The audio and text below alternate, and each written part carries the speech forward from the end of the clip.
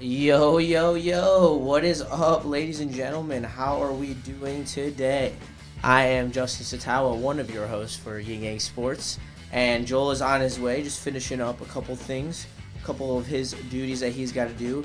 And while he does that, I'm going to talk a little hockey at you, because this is I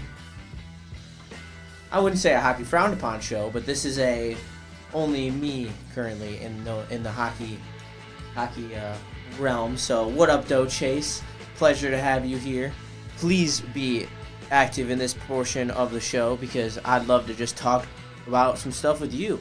So D-Mac today on Big D Energy said that he would not rather have Stamkos, but his most interested free agent is Stamkos, and he was telling me that a 2-year deal is in the realm for Stamkos, and if that is the case, I am all in. I am game, because you know what you can do after those 2 years, if he's good or he's bad, is you can move off from him without any strings attached. You can move, and he's played 81 games in back-to-back seasons, and they always say when you're presented with new information, you're allowed to have a new opinion. And when I'm presented with the information that Stamkos isn't gonna want a 3 to 4 year deal, turn me up on that all day. Get me on that train. I love Steven Stamkos. He's a beast on the power play. He's got a massive one-timer. Could be huge for the Wings. Yeah, Chase, you and me both, brother. You're telling me 2 years? 100%. I'll overpay him. I'll give him a little bit of change for the 2-year deal. Because you're probably going to have to do that anyway. You're probably going to have to do that anyway for him to get down to the 2 years. Because I don't know if he'll be looking for long term. I would, if I was him. This is probably his last big contract. But, we'll see. Rando Smalls. What's up, though? Why would he only want a 2-year deal? I don't know.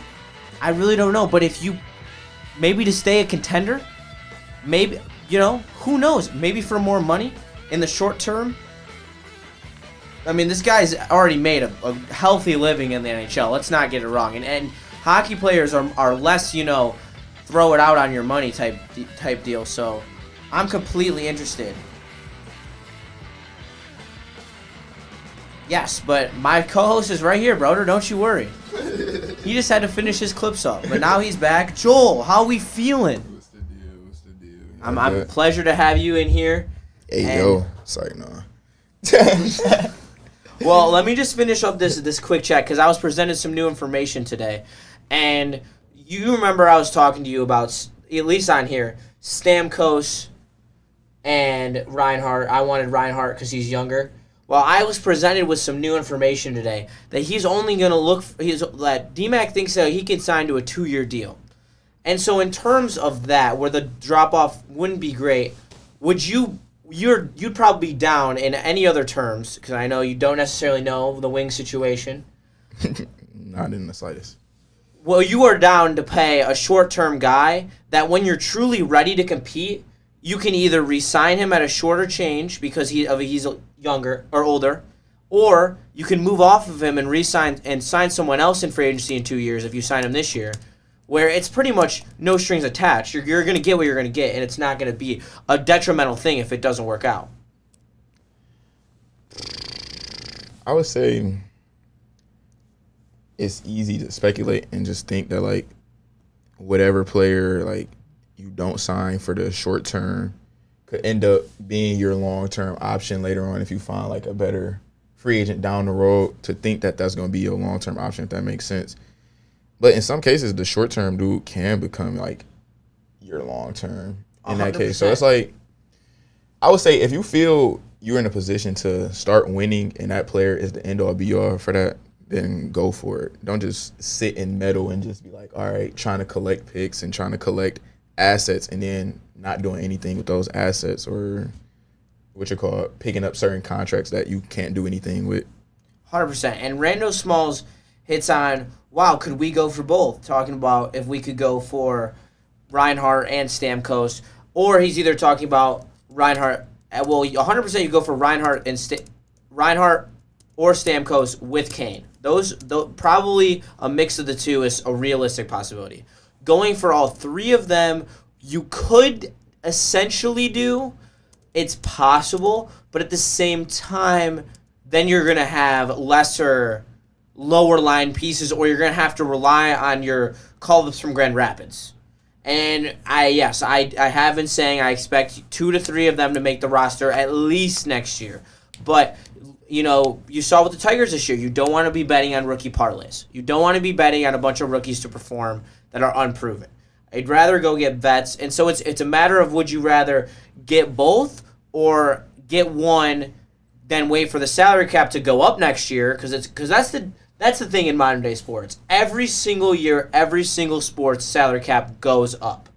Contracts go up, but not in the rate where the salary cap isn't more. The salary cap is still more than how much the contracts are inflating. Yeah. So because of that, it just gives you more room every year, and it makes it honestly easier for a lot of these teams to stay in their championship window. Because if the cap did not elevate like this in the past, like it is elevating at a consistent rate every single year, and I really think that the Wings are a good time to get a really good core and become a playoff team, because then you're going to see how flexible they can be to bring in other guys.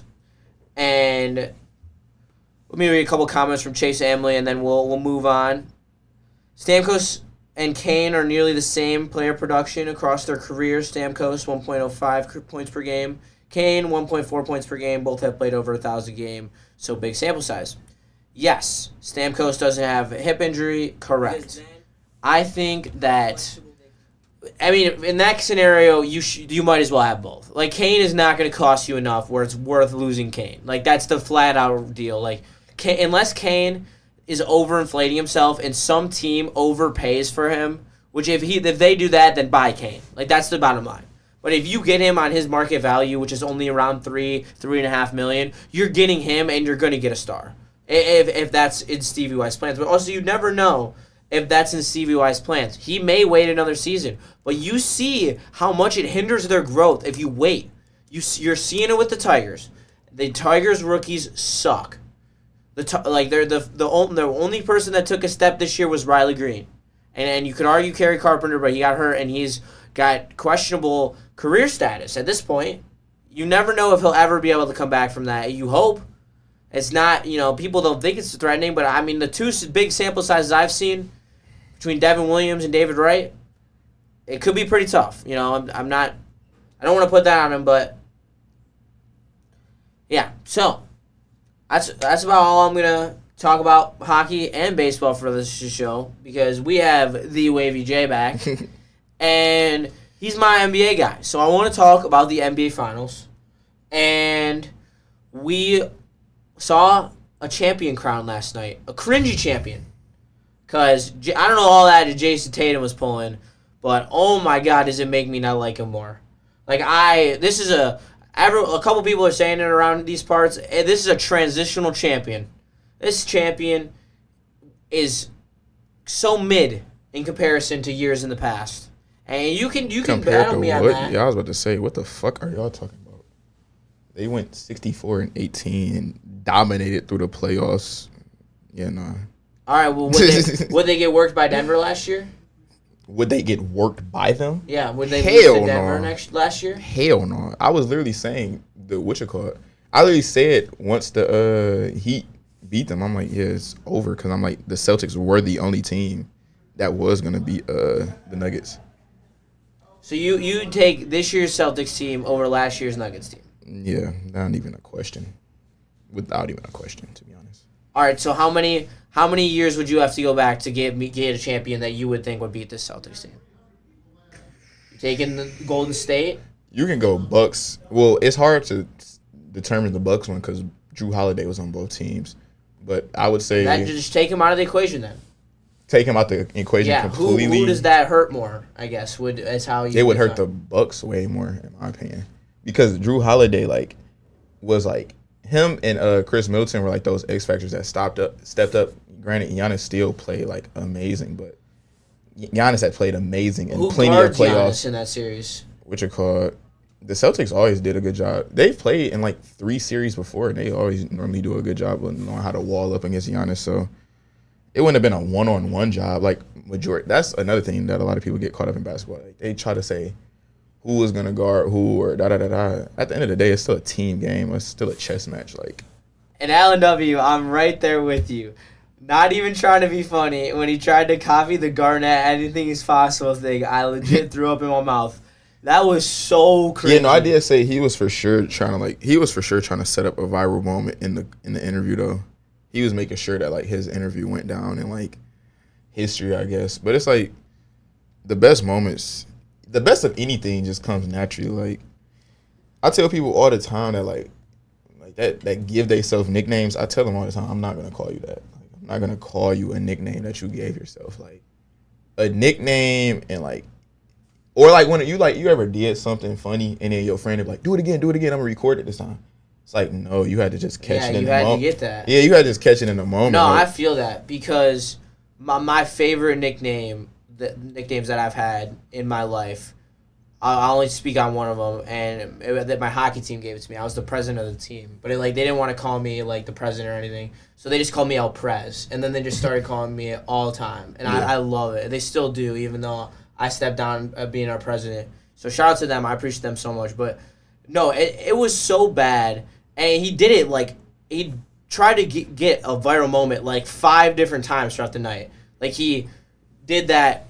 Oh, I'm forgetting it. I couldn't even do it in the back. The one about when he was at like the bar, the club. That was like a Kanye clip, I think, if I remember correctly. Oh, they said that I wouldn't win. Yeah. And then I guess I never know. Like they never know. It was so bad.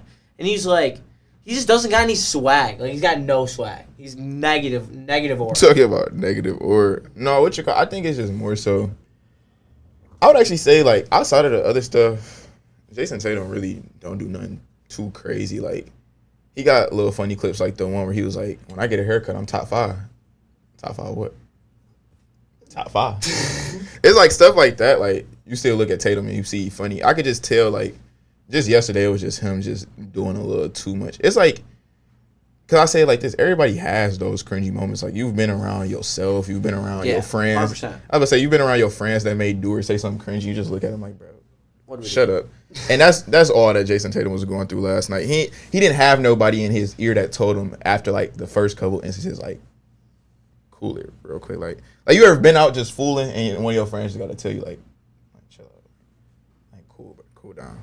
Nobody gave him one of those. So if he would have got that. But Allen brought up an interesting point that I want to say hell no to. He said, when are we going to talk about the Lakers got past the Nuggets? They're champions right now. No. Definitely not. Yeah. And if we're a fifth, we'd all be drunk. That's what I love to say. If my sister had a dick, she'd be my brother. It's like, yeah, no. But no, the Lakers had nowhere near enough to be a championship team. The only team in the West I think the Lakers would have like beat in a 7-game series is the Suns and the Thunder. Yeah, other I was than gonna that, say the Thunder. Yeah, other than that, I don't know about the Suns, but no, I think they would have probably had I question even throwing in the Thunder. They would have probably worked the Suns. I think everybody in the West would have probably worked the Suns this year. Suns just had no depth. They were just so depleted off their top 3 stars. But that's the thing. I was gonna say they were like that the second they made the trade for Bradley Beal. I'm like, what are they? But bro, that goes. And they were never gonna be able to recover any type of bench after they made that move. Yeah, no, that's what I'm saying. Like, and literally when I saw that, I'm like, bro, your 6th man would be. I think at the time it was like Okuge. No, I think Josh Okogie had started. Oh yeah, he might have been. So what you call it? It ended up becoming like Ish Wainwright at a point was a 6th man. I'm like, yeah. Or Isaiah Wainwright. I can't even remember if it's Isaiah or Ish. That shows you how much this is like. He doesn't matter. Like, probably a great person, all that. But to the scheme of like being on a championship winning team, no, he didn't matter. Just a fan said your expression, not today. She could still be your sister technically. Wait, they said not today. She could still be yours. I don't even know what he mean by that. Because you said if my sister had a dick, she'd be my brother. Yeah, just think about that for a second. You'll figure it out. Not today. They were. They're in the Western Conference the season before this, though. That's what LNW said. What you call it? Bro, that was a lightning in a bottle year. They played. Who was Did they? they still have better than Beal last year? Like the year before? I thought they made that move this year. No, he talking about the Lakers. Oh, the He Lakers. talking about the I Lakers thought he was when talking about we the get to Suns. Yeah, he talking about the Lakers. Cause I'm blanking on who they played first round. Oh, Grizzlies. Grizzlies was that was their biggest test. And then the Warriors just had no size for them. So that was like how we say all the time on here. It was just a matchup problem. The Grizzlies, granted, they outplayed the Grizzlies. But the Grizzlies, even leading up into the playoffs, you could tell something was going on with the Grizzlies, like they were gonna implode.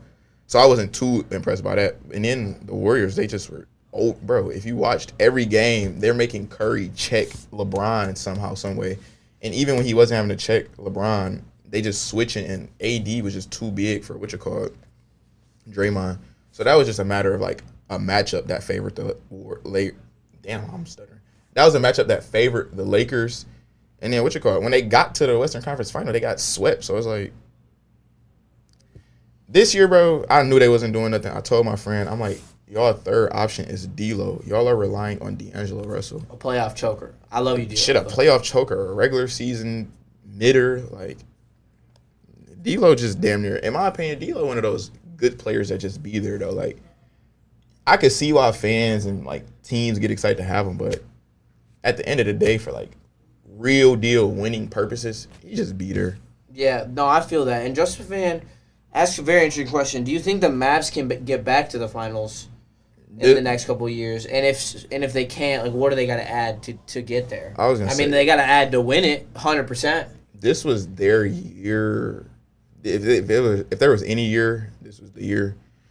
It felt like that. Yeah, no, I was gonna say, but because you got to think, you still got teams like the Thunder who not gonna really have too much shakeup going on. You got the Timberwolves not gonna really have too much shakeup going on. Who else? Suns, even though they were terrible this year, they probably figure out something to know how to finagle a lineup or finagle some way to get past the first round this year. Then who else I'm trying to think of? Oh, Nuggets gonna always be in the way. So it's just like, it's tough for them. Yeah, what do they have to add? What would they gotta add? It's probably a big. They need a better big. No, I would say they bigs is serviceable in Gafford and Lively. Just like keep that. A power forward, maybe honestly, a wing. Really, no, they really just need more consistent. They just need consistent shooting. That's all they need. So, all right, well, because you got two players. Universal problem, get in line. Yeah, no, I was just not even really, because they got two players who can easily get to the paint, and Luka and Kyrie, and who are also players that think to drive and kick. So when you got PJ Washington, I would say PJ Washington is a good shooter. You just add one more player where Derrick Jones doesn't have to start. That should have showed the people from the start that the Mavericks were not going to win this. Yeah, Derrick Jones is not a starter. No, he's not. He's like a seventh. Yeah, I was gonna say like rotation. Yeah, he's getting back in minutes. He's not a starter. And Allen W says D'Lo and AR gave belt to ass to the Celtics on their home court. No AD, or with no Bron AD during the fucking regular season. I don't put too much. We're almost a lock to have the one. Yeah, I was gonna say I don't put any like weight into regular season NBA especially games. If the Pistons can win 14 games of that Bummy roster. I was gonna say the Pistons was up 20. Granted, we lost, but they was up 20 on the Celtics. So yeah. Justin Van, Luka Doncic needs to lose 15 to 20 pounds to be able to last the whole game and play some defense. I mean, what do you think about that? See, bro, I don't really find Luka weight a problem too much. I would say Sam Hauser showed exactly why defense is considered just a pure like effort thing, because it's like when you look at Sam Hauser, you wouldn't think like, oh, he's a guy who can move easily or like he's a lockdown defender. But like when he would get switched on to Luka, like how Luka would just let a dude blow by him, it seemed like, or just almost like an Olay. Sam Hauser, like, granted, he still got scored on a couple times, but he was able to stick with him. Like, you could see the effort difference. Like, he was actually trying to get the stop. Well, Allen W. brings up a point, and Joel, can you please tell these people that the Mavs' problem was their offense? You can't win games, today's game, scoring under 100 consistently. What you call? I would say it was a mix of both. It definitely was a mix of both. The inability to You can have two truths. Yeah, no, that's what I was gonna say. Two things can be true at the same time, because it was, in my opinion, it definitely was like a mix of both. Because when I would see them put up a shot, I always, like, majority of the time I thought it was off unless it was Luka. But everybody else, when I saw a shot go up, I thought it was off. So when you got bad, like you say, when you got low scoring like that, and then when you get on defense, you're losing your man. And a lot of times I saw Luka stuck in a no man's land. You should never be stuck in that when you're playing basketball on defense. Like, you should never be stuck at a point where you off your man in help position, but you didn't go to help and you didn't stay attached to your man. That is the worst place. It would be like so many times in the game where Luka didn't slide over to help, and he didn't, like, he's not attached to a man, so he's just literally just standing there.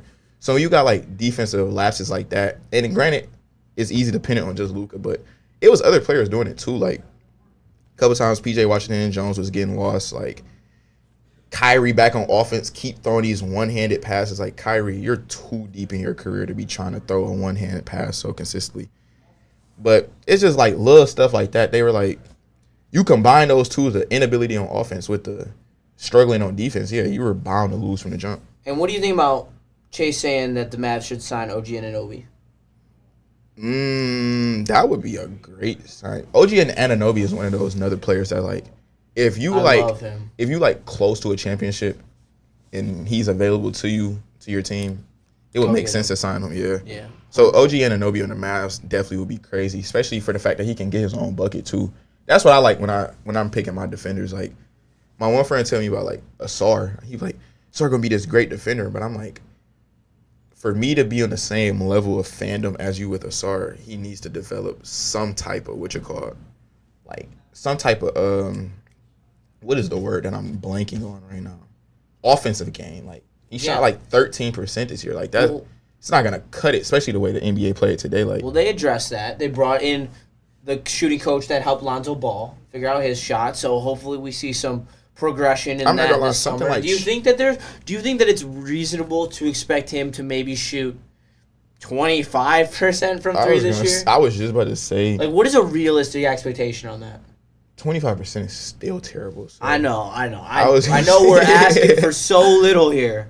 I would say a realistic. I honestly can't even think of a realistic expectation, because how I feel about shooting, if your shooting is so broken, like, it gets to the point where fundamentals don't matter. It is more mental. Like, and I could tell, like, all right, based off how this season go with the shooting coach, usually, like, if a player, like, how should I say, like, have like a nice gradual jump, so like from 13 to maybe he can get to like 35 maybe, then you could be like, all right, not even 35, I won't even say that high, 30. If you could go from 13 to 30, you're like, okay, we have a little something to work with. But if he go from like 13 to 25 this year, I would just know, okay, he just won't be able to shoot in this league. All right. Like, I'll put it like this. He'll be able to shoot, but don't expect him to be like a 3-and-D shooter. Like, he'll be more of a guy that can knock down open threes for you if he can, but don't expect him to like be creating no three for himself or anything like that. What do you think about Chase Amley calling him Andre Robertson? That's almost exactly what he will be if he is not able to develop an offensive game. And he says to trade him. Do you think we should trade him, or do you think we should try to develop him? My friend hates when I said that I feel the Pistons made a mistake in drafting him instead of Cam Whitmore. 'Cause I said, I wanted Cam Whitmore too. Before I get into that though, just a fan, yeah, Dallas had terrible ball movement. That was another big thing why they lost. But all right, now into the point. So because I told him, I'm like, Cam Whitmore, based off like his age and his like just intangibles and his raw basketball ability, I'm like, I see him like being able to give you the production later on in his career. Or like when you look at when it's all said and done, the career production numbers, Cam Whitmore will give you like number 5 overall draft pick like type career, and you'll look at a sort and he'll have more of a pick 20 type career. Cam Whitmore fell outside the top 10. Cam got drafted 20th. Yeah, I wanted the Pistons to even trade back in later in that draft and be a little aggressive like they were with Duren, which I know you can't always ask him to do that, but I did love Cam Whitmore. And yeah, I honestly thought it was a lock to get Cam Whitmore heading into the draft, because I saw so many like mock drafts slating us to get Cam Whitmore. Like, everywhere was slating us to get Cam Whitmore. So I'm like, I guess they must have heard something from the front office that we're getting Cam Whitmore. Looked up, we got a sore. I wasn't too mad. I'm like, all right, cool. Then Then really the way the season started out, it looked like the Pistons made the right pick because Asur was going crazy, playing good defense, having good games, and Cam wasn't even playing. Like he got sent down to the G League. Something happened, injuries. January, literally he didn't start playing until January. Cam Whitmore averaged, bro, if I remember correctly, 14, 15 points on 17, 18 minutes a game. So it's when you start off like that, all I can think of is basically you're ceiling it. You have no ceiling basically. And this is where I was living when I was in the Cam Whitmore pick. Is with Chase, we've seen Villanova guys translate well into the NBA recently too, and that matters. The recency of how the prospects from schools is a big factor. It's how they're coached, how they're nurtured, how they're prepared to work. You're going to start seeing how these UConn guys start panning out, and you're going to see, all right, were all these UConn picks great picks, or are they kind of mid? And you'll see that very, very soon. I think they'll be good. I think any UConn pick is going to be at least a coachable NBA player. I was going to say, so far, only off recent memory, not UConn, Villanova. The only Villanova player I can think, or are you saying you going off saying that Villanova and UConn are going to produce players like this? No, I'm just saying that Villanova in the past has done it. They produce with Jay Wright was the coach, and Cam Whitmore was the last player with Jay Wright's coaching career. So what I'm saying is, as you're seeing right now, they won 2 championships in the Jay Wright era. UConn just won 2 championships in this era, and now you're going to start to see. Everyone's taking a high run at a lot of these UConn kids. I think there's 3 of them slotted in the top 10 of this year's draft.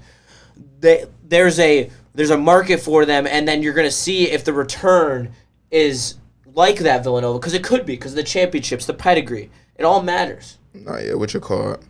I would say another on top of that is the connections in the league. So Cam Whitmore is coming into a league, and he's seeing Brunson, Bridges, DiVincenzo, and Hart flourish. So going to a school, you able to reach out, hey, I'm struggling, what should I do? Or maybe they reach out to you and give you some tips. That alumni can really be another or I say the alumni group that you are a part of can really play a big difference in that too. And then Chase Amley says, I want us to trade a certain drafts. Stephen Castle. I was watching a tournament and it seemed like they were saying his name 2 different ways. So I don't even know how they saying it. I'm gonna call him Steph. Steph Castle. What you call it?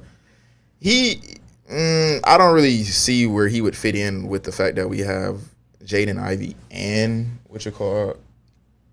I think you're not drafting a guard unless you trade Ivey.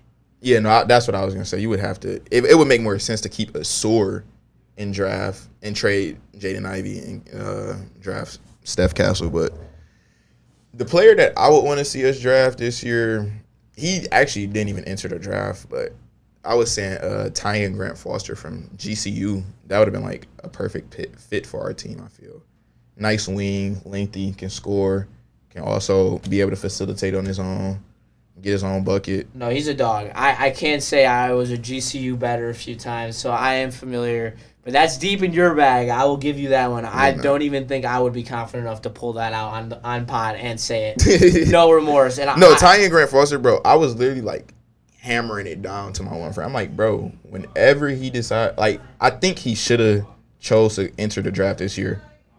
But hopefully he can have Is he staying at GCU? Yeah. Or did he transfer? I think he's staying at GCU.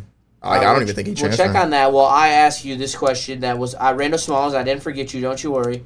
Is there any free agent the Pistons could get to help this team realistically? Who is your realistic hope for this free agency? Not trying to hit a home run, trying to get a nice solid B plus A- signing. Who is that for you with good?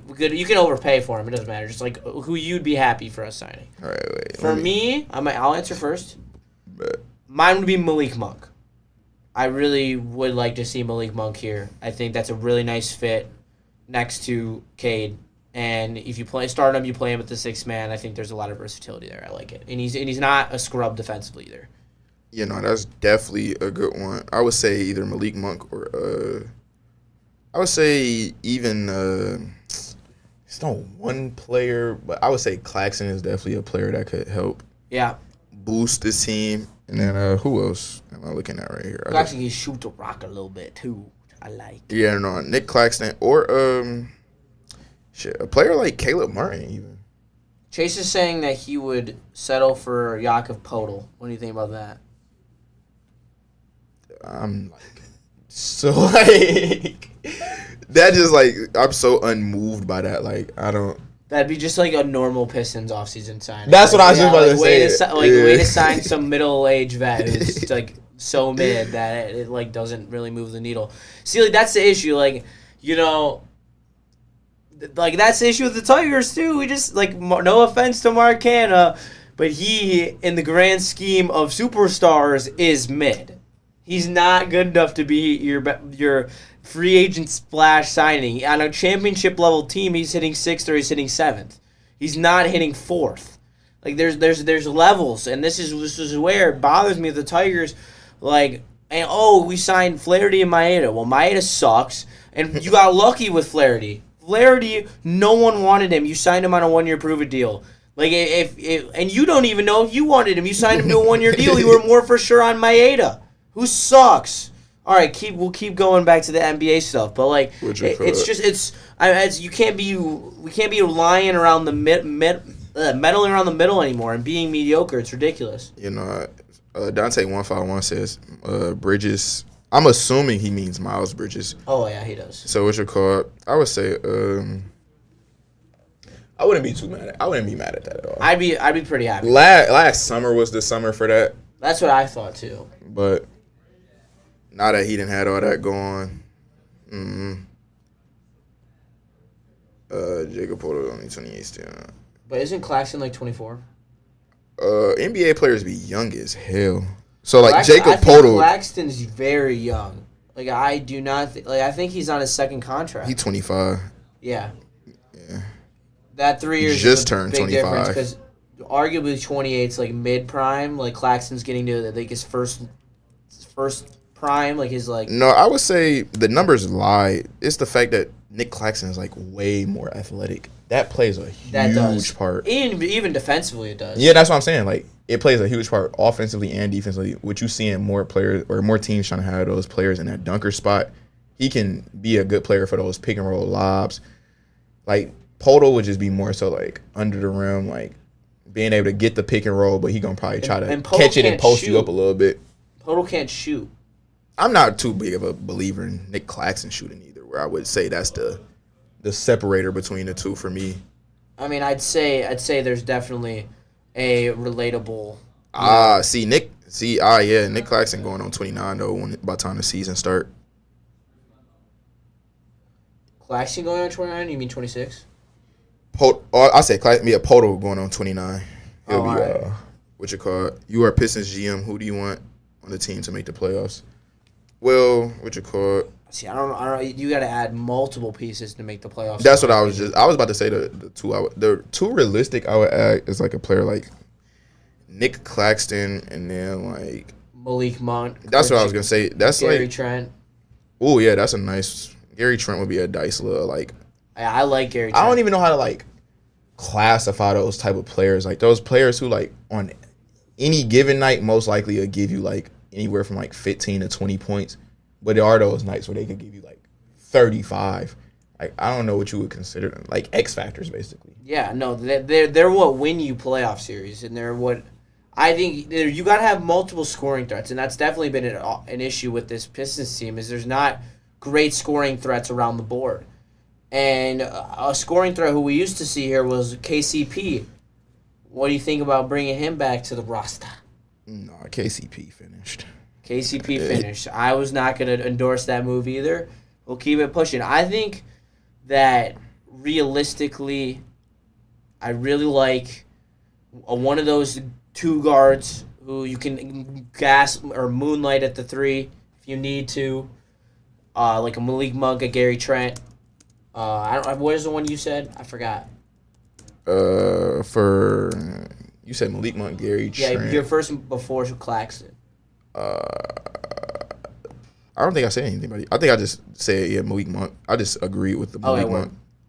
Well, there's one more shooting guard I know, but those guys, a player that X factor scoring can give you 15, can give you 25, can pop off for a big number, can shoot the lights out. That's what we need next to Cade. No doubt about that. Can moonlight at the 3 if you end up playing Ivy, Cade, and whoever together. And then you need, I like Claxton. Claxton's a great option, 100%. Because Duran's still young as shit. You know what I just thought about? I just remember another example of the Pistons just doing anything is trading away Sadiq Bey.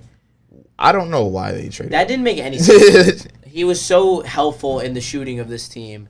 And he is one of those 15 to 25 type of guys. Like he pop off. I was going to say Sadiq Bey used to be like almost like guaranteed 20 sometimes, depending on like the injuries that was in the roster.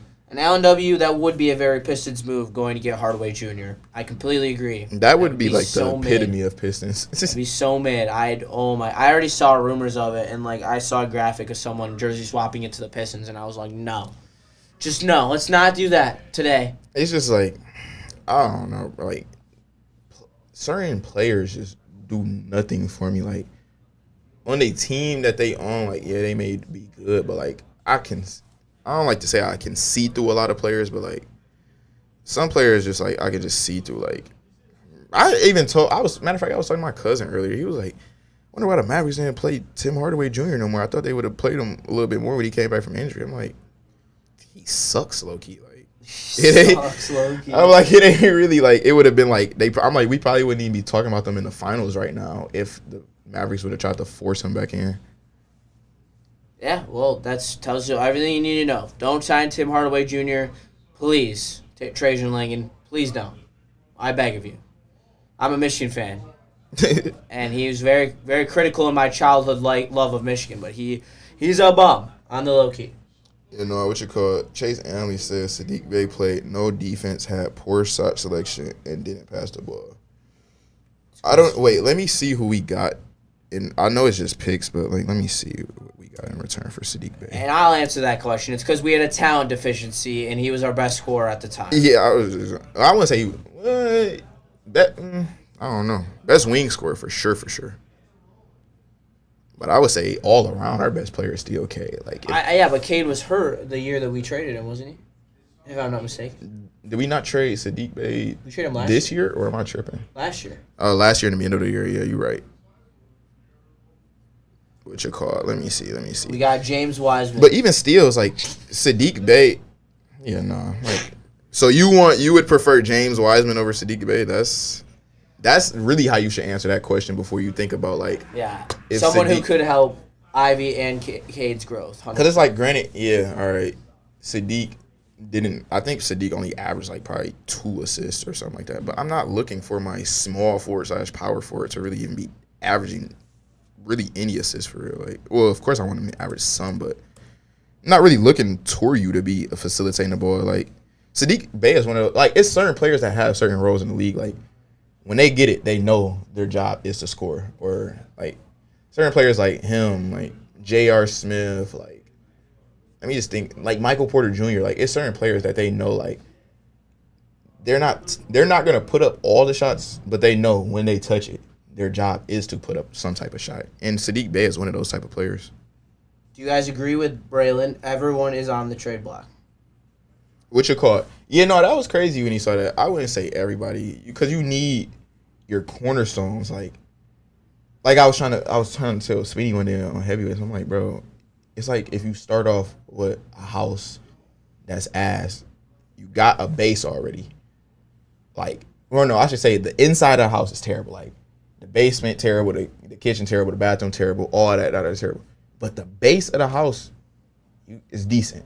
The base of the house is nice. It's like you can do a little something with the way the house is set up, which is, and the way I look at our base is K and Duran. So you got a base that you could start building on top of. So maybe like just renovate a little bit on top of that instead of just taking that and just wiping it all from the. Just wiping it all away. Or just don't add, which is also the worst. Like, yeah, that too. Either wiping it all away. Or just going in there and just trying to live in there, but just bringing in like a couple things, like maybe like one of your favorite like your air fryer and then like your favorite air mattress, and then it's just like, all right, I'll just live in here as is, which it feel like the Pistons have been doing for the longest. Yeah. Well, that is going to do it for us today. Thank you so much for tuning in, and a special shout out to Chase, Allen, and Just a Fan. You guys supported me through this tough time, which, Joel, I haven't told you because I haven't seen you, but I'm going to tell you what's up in my life. But I had some family issues that they have been absolutely amazing to me for and have been very supportive. So thank you so much for your love. I appreciate it so much. And everyone else who was in chat today, you guys are the best, and you guys are why it is so fun to do this every single day. So thank you so much, and take them out, Joel. Y'all have a good one. Peace.